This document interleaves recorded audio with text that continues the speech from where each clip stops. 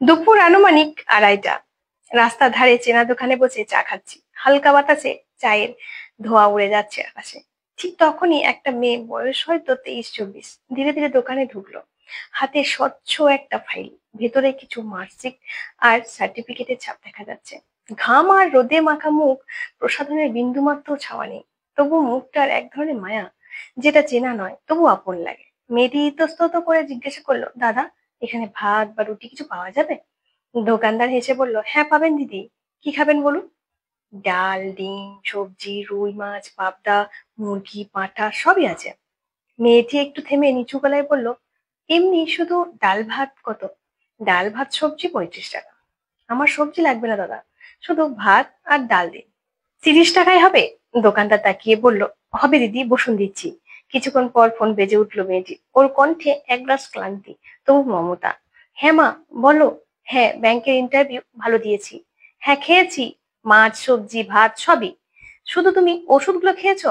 আচ্ছা, আমি 5টা ট্রেনে ধরবো। ভাইকে বলো স্টেশনে দাঁড়াতে। আচ্ছা রাখি। ফোনটা রেখে মেয়েটা কয়েক সেকেন্ড চুপ করে বাইরে তাকিয়ে রইলো। হয়তো দূরের কোথাও দেখছিল তার অসুস্থ মা বা স্কুল পড়ুয়ার ছোট্ট ভাইটাকে, যাদের জন্যই আজ তার তপ্ত রোদে চাকরির যুদ্ধ করতে বেরিয়েছে সে। আমার ভেতরটা কেমন যেন হালকা শ্রদ্ধায় ভরে গেল।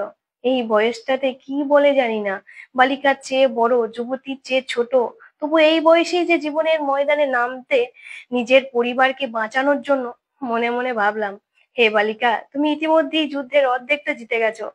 বাকি অর্ধেক জিতবে যেদিন, সেদিন নিজের উপার্জনের টাকায় মাছ ভাত খাবে মন ভরে। ঠিক তখনই দোকানদার থালাটা নিয়ে এলো। দিদি, ভুল করে সবজি দিয়ে ফেলেছি, আপনি খেয়ে নিন প্লিজ, 30 টাকাই দেবেন।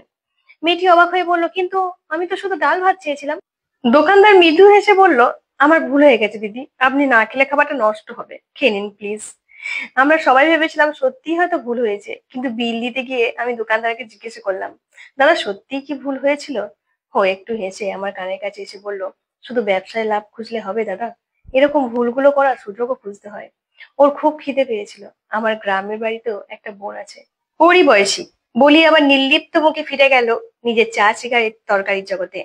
আমি চুপ করে রইলাম, বুঝতে পারছিলাম না কার জন্য বেশি ভালো লাগা উচিত, ওই মেয়েটার জন্য না দোকানদারের জন্য।